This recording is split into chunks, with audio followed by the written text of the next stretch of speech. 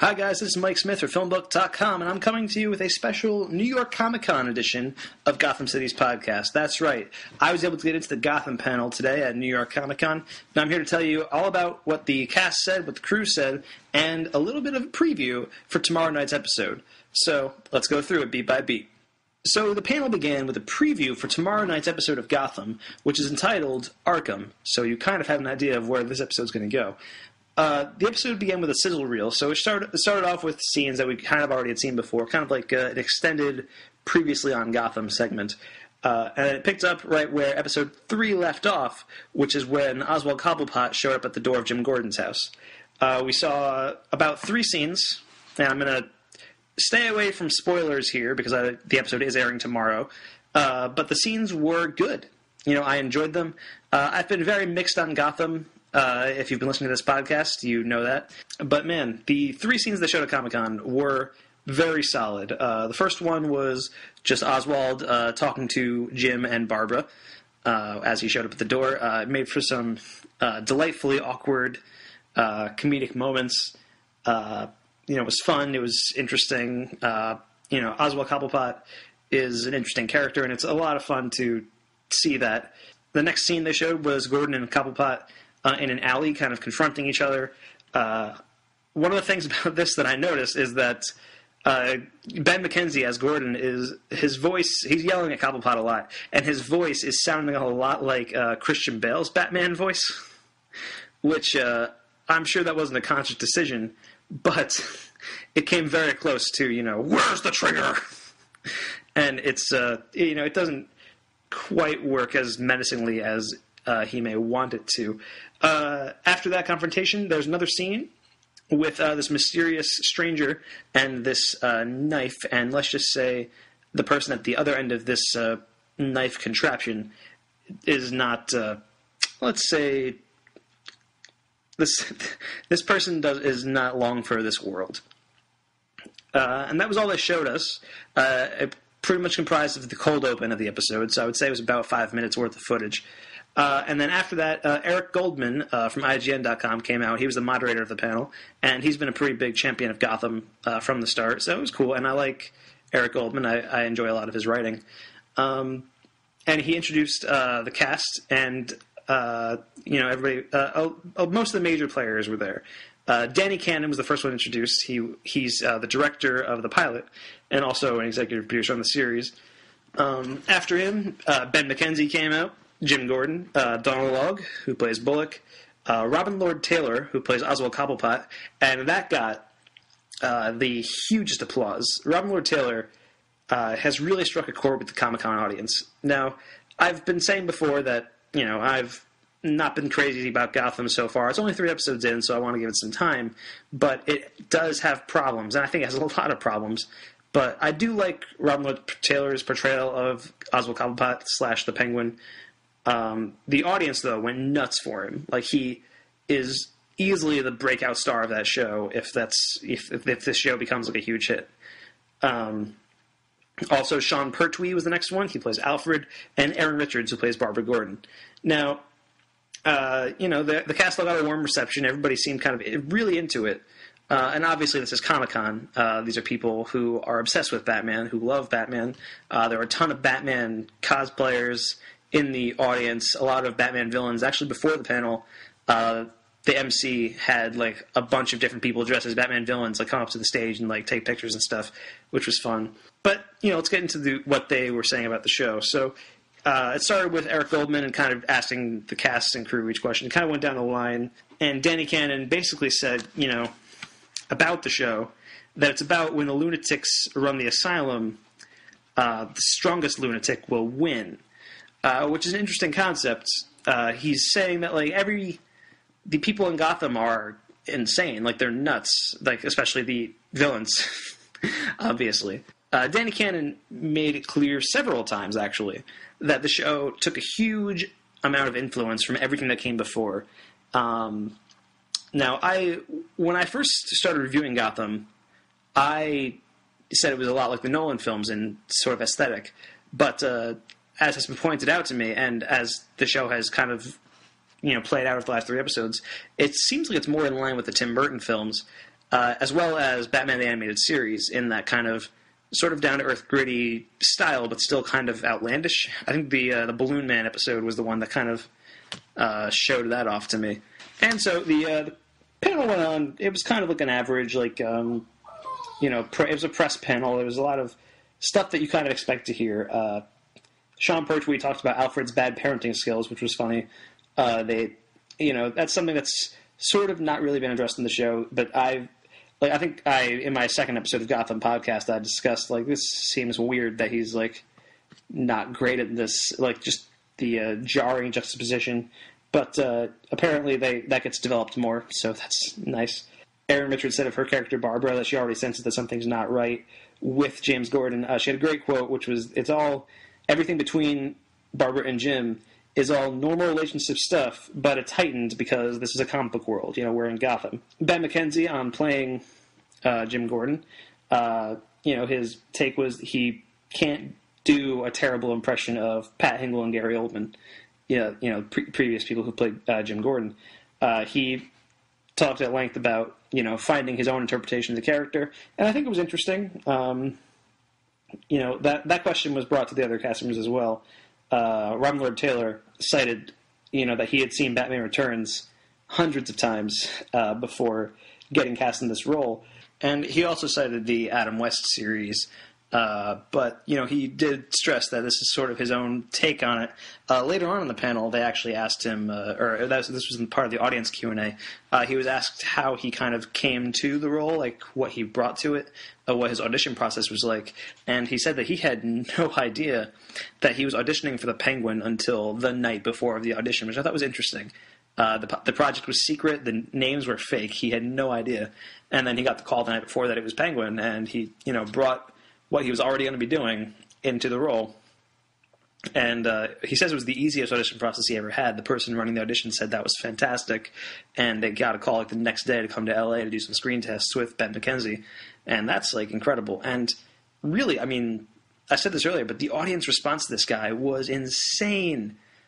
He seems so beloved. People really respond to this character, and so I feel like he's going to have a huge presence throughout the show, and I think it's going to grow because of the relationship with the fans. Like, I feel like they just really want to see more of Oswald Cobblepot. So, definitely look out for Robin Lord Taylor. This guy's going places. I really think he is. After that, they talked to Sean Pertwee, who mentioned Michael Caine's portrayal of Alfred as kind of like the elder statesman. He said he represented the common man, which I thought was interesting. But he did mention that his own interpretation of Alfred is a little more of a hard-edged, badass, so to speak. And, that's definitely evident in the show, and I think that will grow to develop over time, provided, the show continues on to a second season or whatever. And then, interestingly, they talked to Donald Logue and Erin Richards, about their interpretations of the characters, because they don't really have a live-action analog.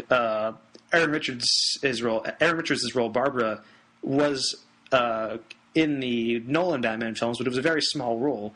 So she has a much larger impact on the series than she did in the movies. So they were talking about, what they could do to make their own impression. And Erin Richards was saying that, her character is mostly there to show different sides of other characters, such as Gordon. Like, you see Gordon go through all this stuff at the Gotham City Police Department, and then come home to Barbara, where he gets to be his own kind of self, in a way. And Donald Logue's character Bullock has only really been interpreted in Batman the Animated Series, so he's able to kind of expand on that and do kind of his own thing, because it's his first live action portrayal of Bullock, which is cool. And there was a lot of speculation on the future in this panel. A lot of questions that were asked that pertained to the show, much further down the line. And Danny Cannon was very cryptic about a lot of stuff. One of the things that was brought up is that the show's cast is so huge. There's so many different characters. Are we going to be able to see them interact with, different pairs of characters, Like, right now we're seeing Bruce Wayne and Alfred kind of off doing their thing. We're seeing Selina Kyle doing her thing. We're seeing the police doing their thing. We're seeing Oswald doing his thing. We're seeing Fish Mooney and the mob doing their thing. And it's all kind of very separated, and I think that is hurting the show in a way because it makes, it's very unfocused. According to Danny Cannon and the rest of the cast, there is going to be some more integration of the cast members and the characters. Particularly, they mentioned that Alfred goes off and does some stuff. They wouldn't say what. But, they just said that, he's going to be doing some really crazy, badass stuff. So look forward to that. That sounds really cool. And during the fan Q&A, you had a lot of the usual stuff. One fan asked whether we might see Harley Quinn in the future. It didn't seem like they had any plans to use Harley Quinn, but they did say that there are other characters we will see. Right away, he mentioned that Victor Zsasz will be in Episode 7, and Harvey Dent will be in Episode 9, but he refused to go any further than that. It really was a panel that seemed like it had a lot of information, and then, just totally shut down on the telling us more front. They just kind of gave us the bare minimum of what they were planning to be doing. One fan asked, I think the question we're all asking, when's Batman going to show up? And Danny Cannon's answer was essentially, we're many seasons away from Bruce getting to that world. Now, this fan in particular asked mostly about how, in most interpretations of the material, Bruce Wayne leaves to train as a ninja for years and then comes back and becomes Batman. And is the show going to address that? Is that going to be a thing that Bruce Wayne will actually leave? And it doesn't really sound like that's the case. They really stress the fact that he's training with Alfred now.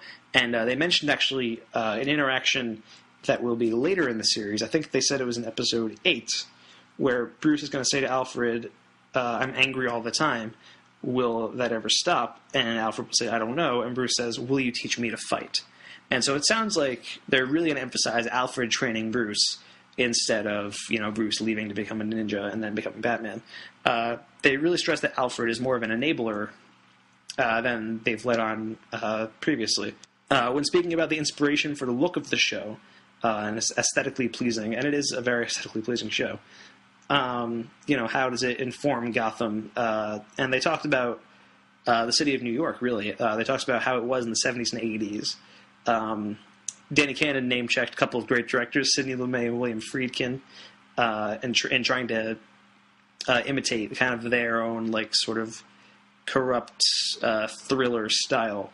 They, going for, a mixed cultures, kind of a hip-hop and punk culture, and, emphasizing the corruption in the city. Don't remember who said it. I believe it was Danny Cannon, but the quote was, one man's dump is another man's paradise.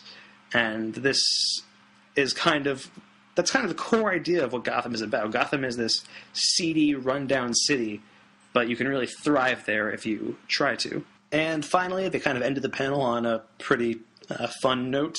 One fan asked the entire cast, who's your favorite superhero? Ben McKenzie, Aaron Richards, and Sean Pertwee all said Batman. Of course, they do work on a Batman show. But Donald Logg had my favorite superhero, who is Spider-Man, and said Green Lantern is his runner-up. Danny Cannon name-checked the Avengers as his favorite, and Robin Lord Taylor's response was Michael Jackson, which resulted in thunderous applause. Seriously, this guy is so popular. Literally every sentence he said, almost a standing ovation in the audience. It was nuts. One fan also asked, what about the Joker? What's happening with the Joker? And essentially, yes, they will be teasing the Joker throughout the season. It won't be every episode like the initial report, so I guess I'll stop mentioning it in my podcast unless I see something that I think might be the Joker. But they will be teasing him throughout the season. Anyway, that about wraps it up. Thank you for listening to this special New York Comic-Con edition of Gotham City's podcast. I'm Mike Smith. If you're listening to this podcast on YouTube or Dailymotion, please subscribe to our channel, like, and comment in the video below. If you're listening to this review via our podcast on iTunes, please subscribe to our podcast, rate it, and take a moment to give us a review. For more of my thoughts on Gotham and other films and TV shows, check out my work at FilmBook.com or follow me on Twitter at twitter.com/msmithfilmblog. Hope to see